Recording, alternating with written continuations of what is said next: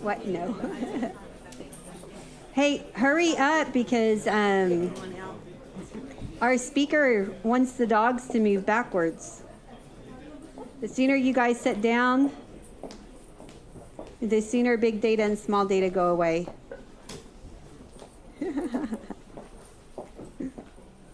All right, so I just have a couple of quick announcements. Our apologies, the entire building's AC unit decided to go out today in the middle of this conference. So we've brought in 3 fans. We've tried to open the windows. What we can do is you guys are welcome to get some ice and, you know, put that on your forehead. If you need a cold rag, if you feel like you're going to faint, just find us, okay? But with that, and I think probably our next speaker, since he's with Humana, he can probably give us some ideas on how to cool our body temperature. So let me turn it over.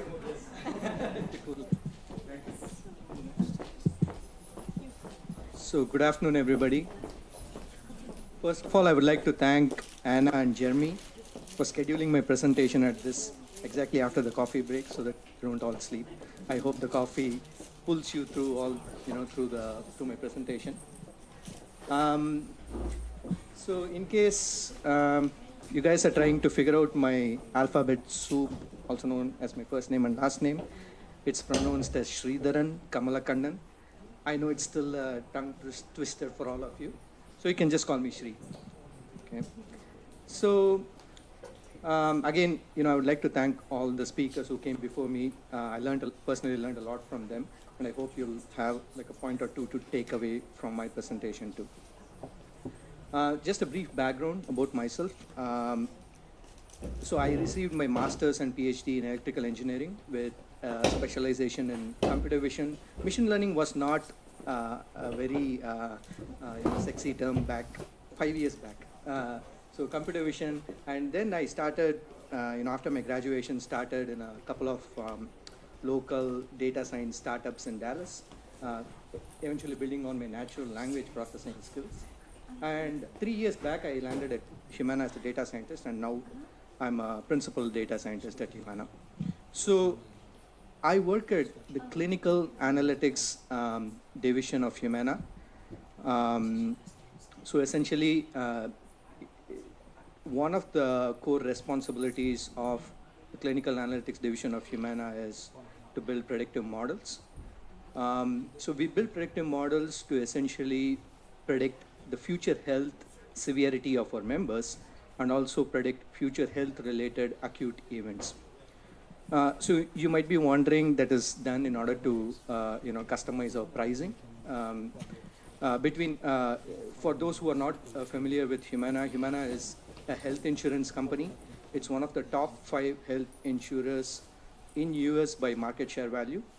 So coming back to the point, so it's not done to customize the pricing. Rather, Humana has this huge care management team. So the care management team comprises of physicians, clinicians, nurses, social workers, care managers, caregivers. So they have this wide variety of skill sets. And their main responsibility is to either select these high-risk members, whose health condition is going to deteriorate in the future, either by manual referrals by physicians or through the identified ones through our predictive models. So our end customers are the care management team. So just to give you an example, right? So in the past, in Humana, we have built this model called falls model. So what this model essentially does is it predicts who is going to take a fall in the next 3 months. Fall, it need not be a serious issue for youngsters, but for senior members, if they take a fall and crack a bone, their life is going like only one way from that point on. So fall is a very serious issue. Since Humana's population, a lot of Medicare members, it's a senior population, that's a very important thing for us. So let's say we have a falls model, it identifies a member of high risk of a fall, high probability, and then you send it to the care management team. So I'll just give you one example of what kind of thing the care management team does. So let's say a social worker, he or she would even like gather data about the member and estimate why, what could be the probable reasons that a fall could happen. And then, as an example, he or she might even go to the member's house.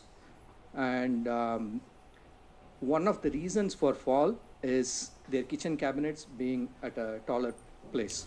When they try to reach out to their tall places of the kitchen cabinets, that's a potential fall scenario. So what they do is they go and rearrange their cabinets so that it's at a lower height. So you can think, right, it's not only about health and your medication management related things, but all these other health barriers that might result in, acute events. So that is one example. So I hope, that would have given you a good sense of, the particular use case that I'm going to talk about. It's just one scenario. There are a lot of, analytics use case at Humana, but this is the predictive model, and our end user is the care management team. So the use case that I have is very noble, in terms of it's improving the health of our members. So for me, that gives me the best job satisfaction. We had this panel, they were asking, what are like the main things for data science. For me, it's the application. If you have a good application, noble application, I think you can solve any problem using data science. But if the application is noble, that's what's going to motivate you. So as far as that is concerned, I think Humana does a great job there. So the topic of my presentation is going to be twofold. The first part, I'll be discussing a predictive model use case and going through the pipeline as to how we build a predictive model at Humana, and what happens after we build and how we operationalize our predictive model. So the second part of my presentation is, so it's nice, we build a predictive model, nice high accuracy, deep learning. We give it to the care managers, right? So what next? How the care managers, they just have the predictive model score staring at them. And they can have like certain attributes of the member, say the member has diabetes or depression, those kind of things. But does the care manager know what drove that score? For example, the false model, the set of drivers could be completely different for some other model, like the behavioral health severity model. So that is something we are working on. So this is something, in addition to identifying the right member and positioning them for the right kind of care, we are also giving this additional, working on giving this additional drivers for the predictive model score, so that they can have this relevant conversation with the customer to start with. The use cases are endless. Once you have the top drivers, you can identify white space in your program, and also, do a lot of other things like personalized treatment pathway from that point on. So that will be the second part of my topic. I will be just discussing the framework in the second part because we are still working on it. So again, the use case that I'm going to discuss will be predicting behavioral health severity in the Medicare population. So Medicare population, typically they're 65 years and old, and they're in a senior population.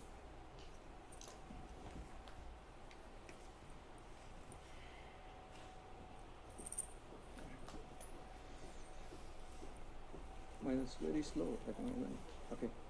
So I'll be starting with the background, just giving you some insights on why we selected this particular use case. And for those who are not familiar with the healthcare jargon, I'll be giving a brief tutorial here and there. So the methods, so I'll be describing how we manufactured our target, and what kind of feature engineering we do, and what are the different models that we apply, and how we select our best models. So finally, I'll be showing some accuracy metrics that we use at Humana, and also I'll be discussing a particular application that came out of this predictive model. So for those who are not familiar with behavioral health conditions, you can think of depression, anxiety, bipolar, schizophrenia, substance use disorder, dementia, Alzheimer's. So all these could be typically behavioral health conditions. And studies have shown that behavioral health conditions are related to medical conditions, right? People can have depression, or some severe behavioral health condition, and so they may not be taking their medication for diabetes. And so that will be, that will cause their, chronic conditions to deteriorate, right? So it's true vice versa too. The person can have severe medical conditions and that could drive the behavioral health conditions too. So other studies have shown that among high cost patients, those with behavioral health costs, those with behavioral health high severity had 30% greater cost than members with non-behavioral health. So essentially, proactively identifying a population who need supportive behavioral health intervention is very critical in order to achieve the best health outcomes. So the objective here is to develop a predictive model that estimates the behavioral health severity for the senior population in the next 12 months, and also, to identify the high-risk members and provide them and position them for, timely clinical intervention. So study design that we used is an retrospective observational data set that we selected. So that means you're not going to get any causal inference. So I cannot say that this happened because of that. It's just a correlation-based study. The different data sources that is available in Humana is the enrollment data. So typically when the member has enrolled, what the basic demographics like gender, age, and all those things can be found in the enrollment data. The main data set is the claims data.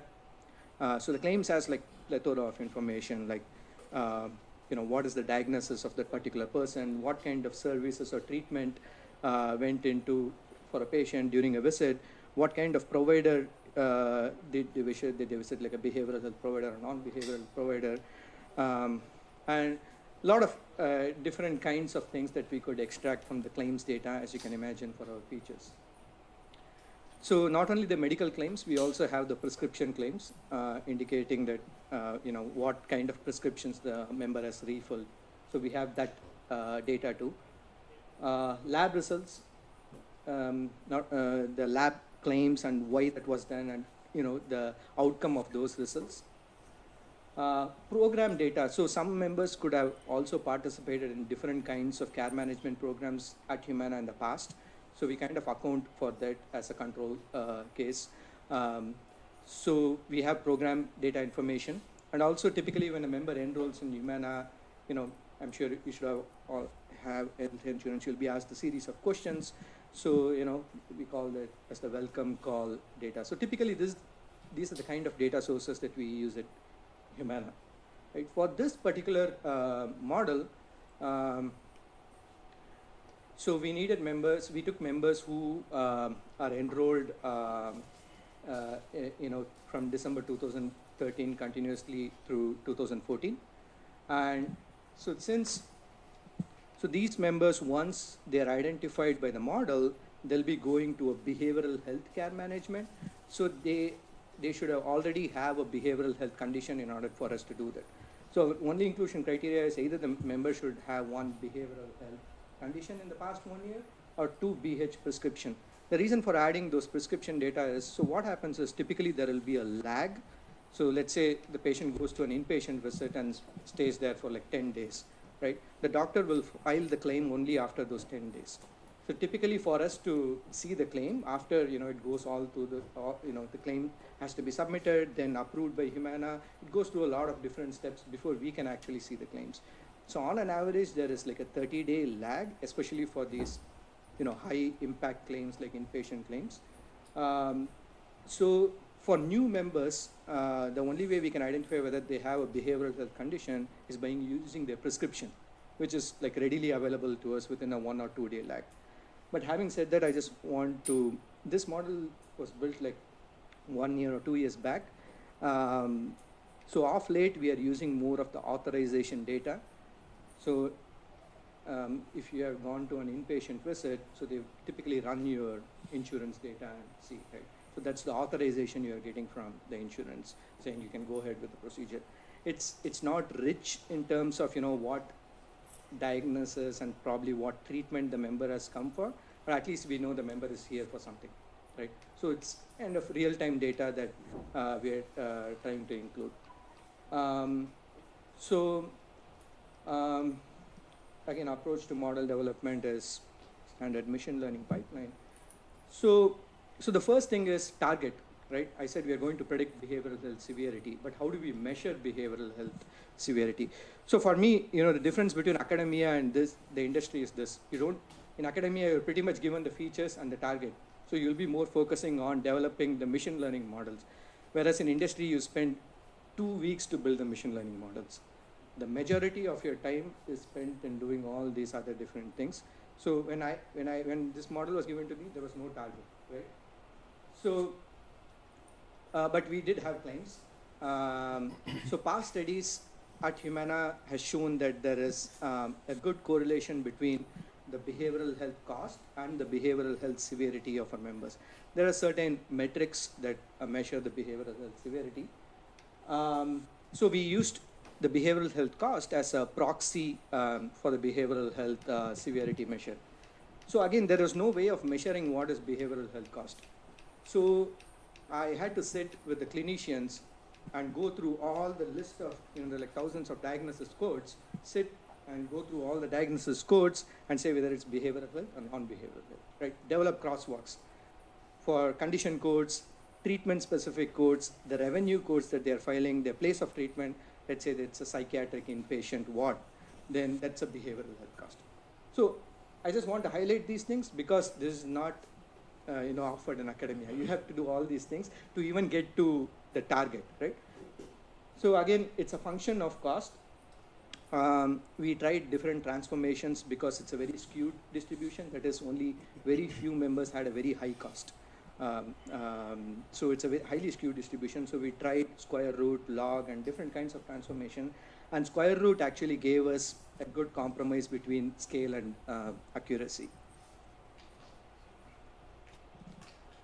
So that was the target part. So this is how the general pipeline looks. Must all be familiar with it. So as I mentioned earlier, we have all these data sources that we use, and majority of our time is spent in target development and feature engineering. So feature engineering is a very critical component. Although we have like many standard features that is built over time that we use again and again in Humana, but there are a lot of problem-specific features. So those kind of features, we either do literature search to get to those features or sit with subject matter experts like clinicians to see what are those features that they want to see.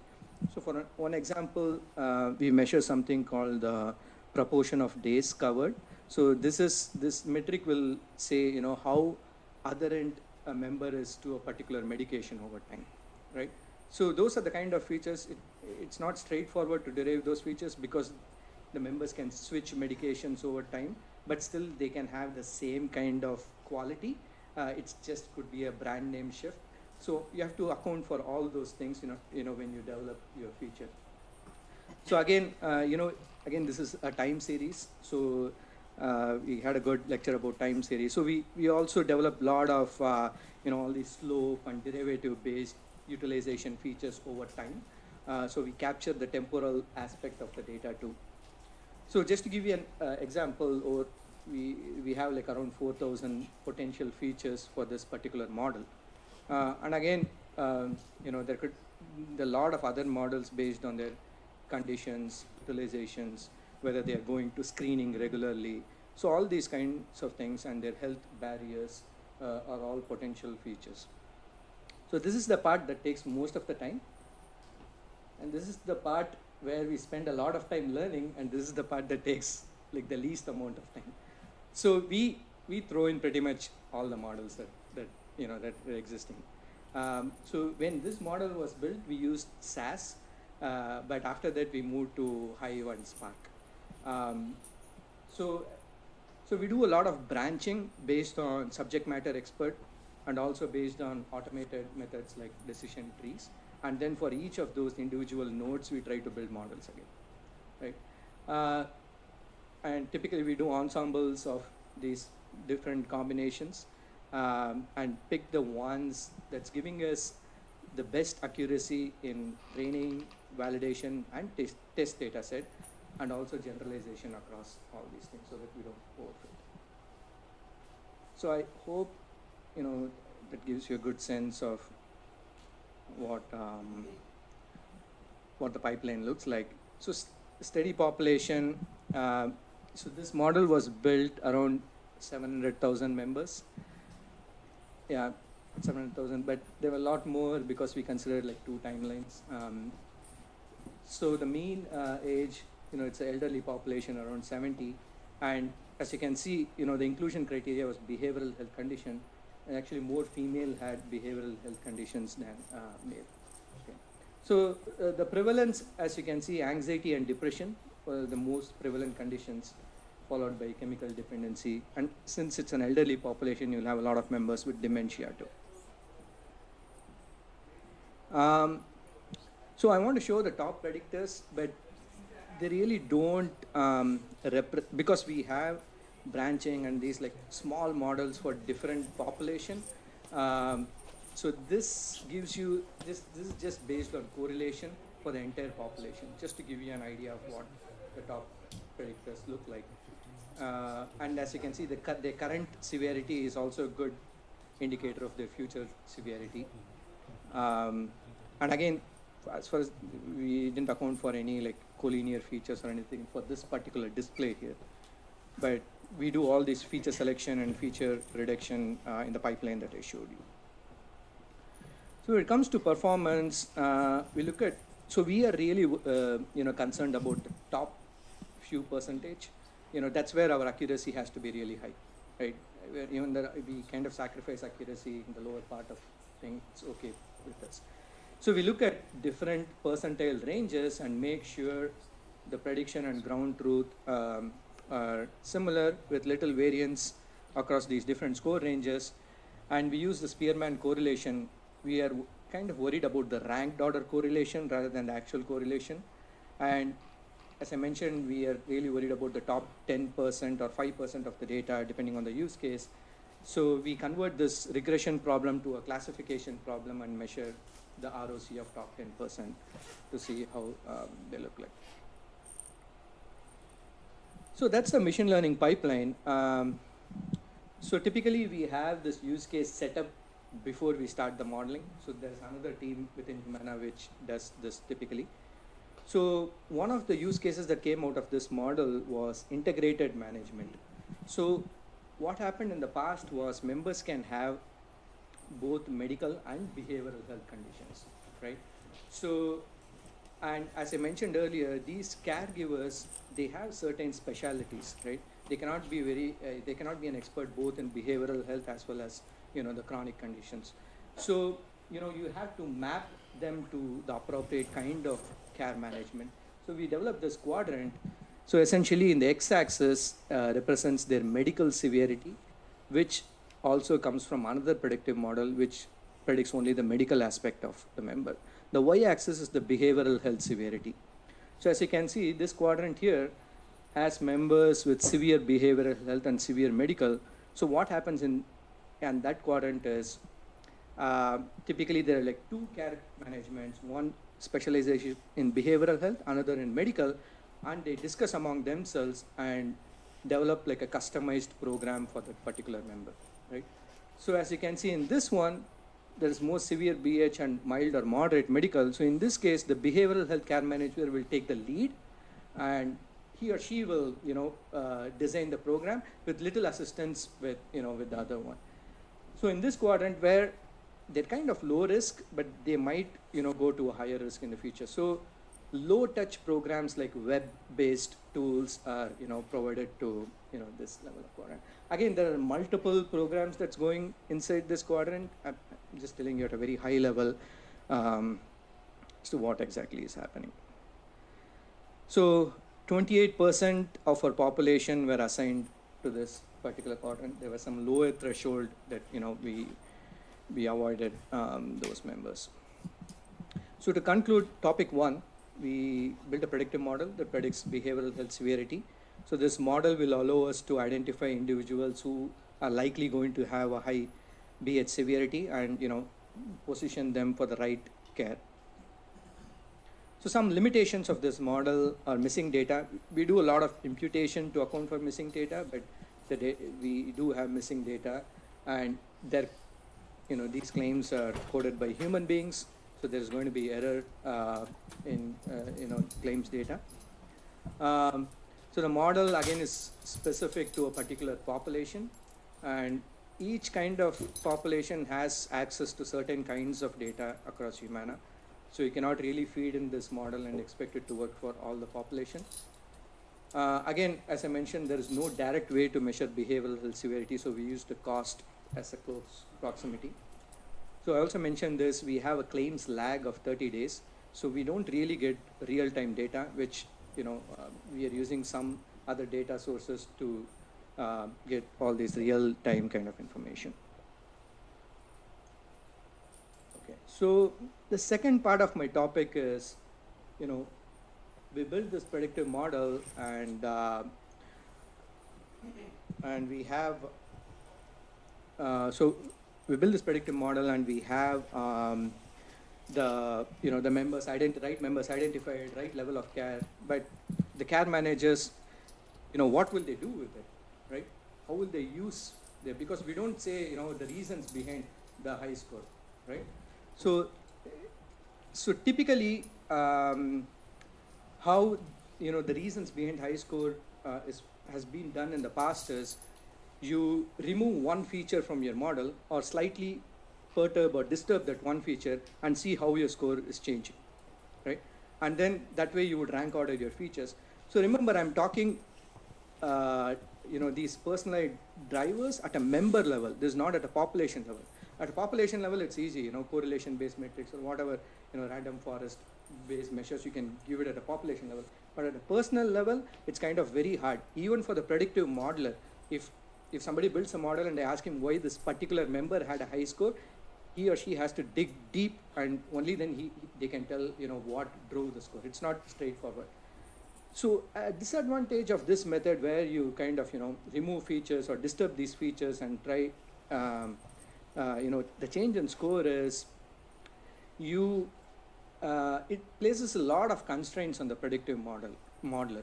The predictive modeler cannot really come up with features. That is, the predictive model has to come up with features only that an end user can understand. It has to be very simple, right? If you do that, you're sacrificing on accuracy, right? I mean, if I build a second derivative of my utilization over time and give it to the clinician, it's not going to make any sense to them. So you have to keep those two steps separately. You have to let the predictive modeler use whatever features they want and whatever complex models they want to build. At the same time, you need to build another set of interpretable features that's kind of approximating your global model, but around a close neighborhood of each member.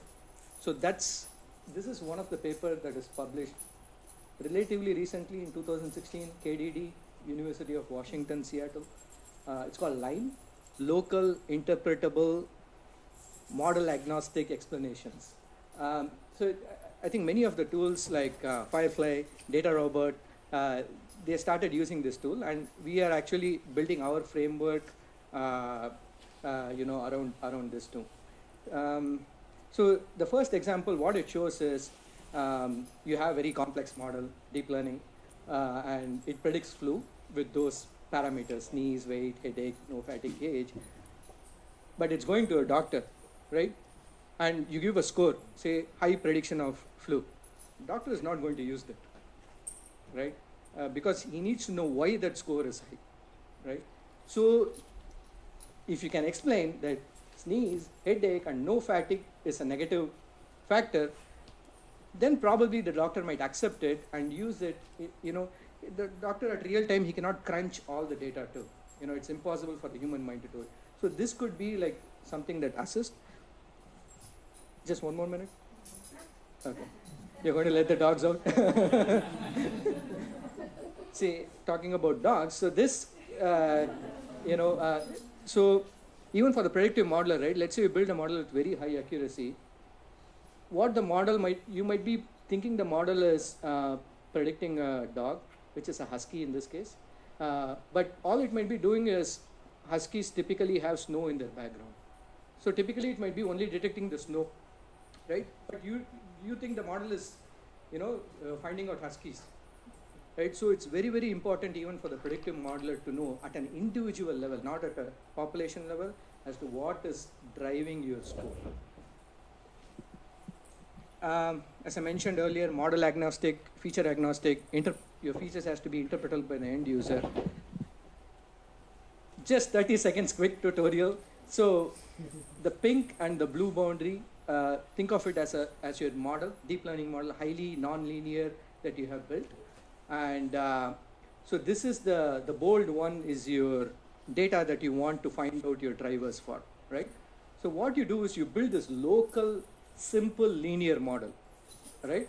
But again, weighting your neighbors more than other points, right? So this kind of approximates this boundary, but at this local neighborhood. So it's a simple model, so you can just use the weights of those models to explain, right?